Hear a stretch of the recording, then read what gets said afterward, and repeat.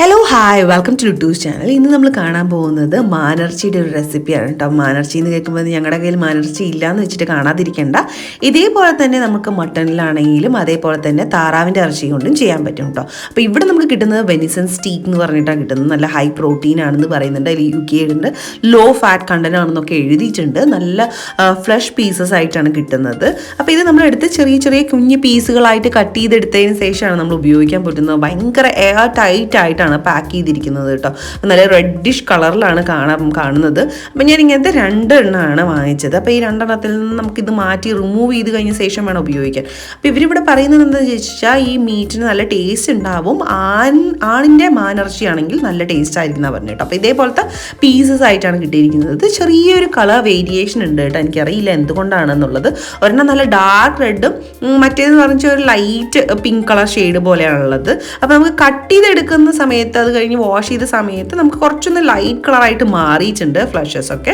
പക്ഷെ എന്നാലും നല്ല മൂത്ത മാൻ്റെ ഇറച്ചിയാണെന്ന് തോന്നുന്നു. അപ്പോൾ അതിലെന്താ ചെയ്തതെന്ന് വെച്ചാൽ ആദ്യം ഞാൻ കുക്കർ അടുപ്പത്ത് വെച്ചിട്ടുണ്ട്. അതിലേക്ക് കുറച്ച് എണ്ണ ഇട്ട് കൊടുക്കാം. അതിന് മുമ്പ് നമ്മൾ ആദ്യമായിട്ട് നമ്മളിത് കഴുകി എടുത്തു വെച്ചിരിക്കുന്ന എന്താ പറയുക നമ്മുടെ മാൻ്റെ ഇറച്ചി ഇട്ട് കൊടുത്തിട്ടുണ്ട്. നമ്മൾ നല്ലതുപോലെ സ്പ്രെഡ് ചെയ്ത് കൊടുത്തിട്ടുണ്ട്. അതിലേക്ക് ഇഞ്ചി ചതച്ചതാണ് ആദ്യം ഇട്ട് കൊടുക്കുന്നത്.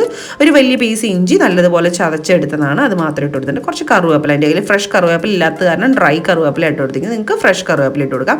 അതേപോലെ തന്നെ കുരുമുളക് ഫ്രഷ് ആയിട്ട് പൊടിച്ചെടുത്തതാണ്. ഏകദേശം ഒരു 1.5 സ്പൂണോളം ഉണ്ടാവും. അത് ഞാൻ അങ്ങോട്ട് ഇട്ട് കൊടുത്തിട്ടുണ്ട്. അപ്പോൾ ഇത് നല്ലൊരു ഫ്ലേവറാണ് ഉണ്ടാവുക കേട്ടോ. പിന്നെ കുറച്ച് മഞ്ഞൾപ്പൊടി ഇട്ട് കൊടുത്തിട്ടുണ്ട്. പിന്നെ നല്ല എരിവുള്ള പച്ചമുളകാണ് കേട്ടോ. ഏകദേശം ഒരു 3 പച്ചമുളകിൻ്റെ അളവിലാണ് ഞാൻ ഇട്ട് കൊടുത്തിരിക്കുന്നത്. പിന്നെ ആവശ്യത്തിനുള്ള ഉപ്പും കൂടെ ഇട്ട് കൊടുത്തിട്ടുണ്ട്. പിന്നെ നമ്മുടെ ലാസ്റ്റ് ആയിട്ടുള്ള ഇൻഗ്രീഡിയൻ്റ് ആണ് വെളിച്ചെണ്ണ.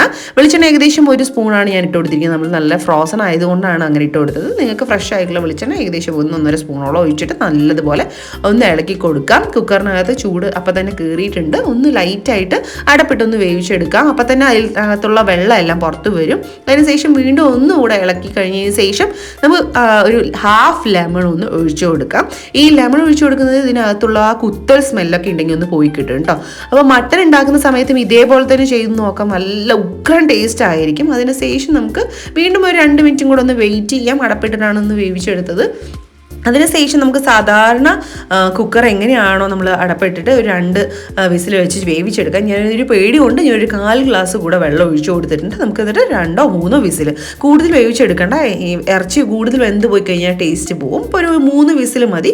ഞാൻ ഒരു 3 വിസിൽ വെച്ച് എടുത്തു. അപ്പം തന്നെ ഏകദേശം നമ്മുടെ മാനിറച്ചിയുടെ അത് ആവശ്യത്തിന് വെന്തിട്ടുണ്ടായിരുന്നു.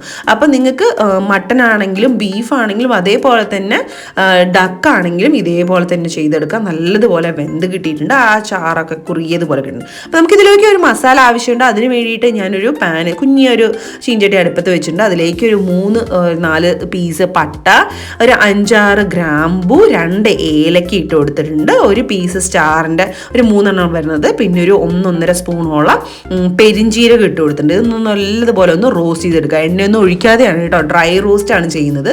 ചെയ്ത് കഴിഞ്ഞ ശേഷം പൗഡർ ചെയ്ത് നമുക്ക് എടുത്തു വയ്ക്കാം. വീണ്ടും നമ്മളൊരു ചീഞ്ചട്ടി വെച്ചിട്ടുണ്ട്.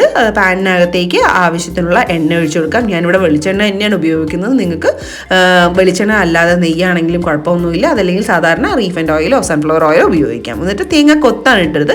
ലൈറ്റായിട്ടൊന്ന് മൂപ്പിച്ചെടുത്തു കഴിഞ്ഞ ശേഷം അതിലേക്ക് തന്നെ ആ എണ്ണയിലേക്ക് തന്നെ ഒരു വലിയ സവോള കുഞ്ഞു പീസസ് ആയിട്ട് കട്ട് ചെയ്തതും അതേപോലെ തന്നെ നേരത്തെ പച്ചമുളക് ഇട്ട് കൊടുത്തിട്ടുണ്ട്. അപ്പോൾ അതിന് എരിവിനനുസരിച്ച് വേണം ഇട്ട് കൊടുക്കാൻ. ഈ വെളുത്തുള്ളി ചതച്ചതാണ് ഇട്ട് കൊടുക്കുന്നത് കേട്ടോ. ഇഞ്ചി നമ്മൾ ഓൾറെഡി ചതച്ചിട്ടിട്ടുണ്ട്.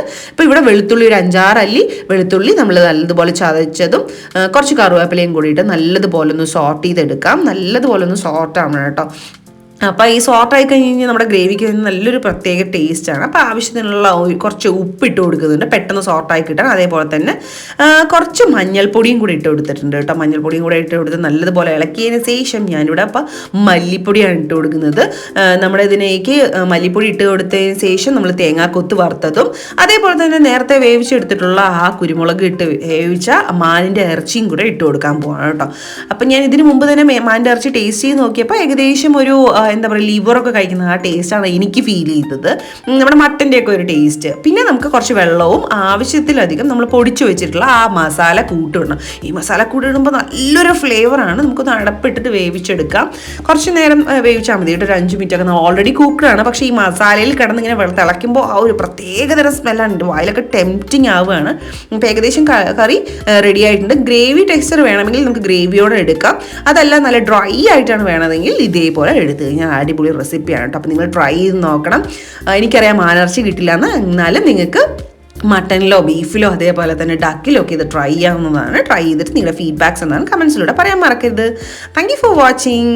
ബൈ.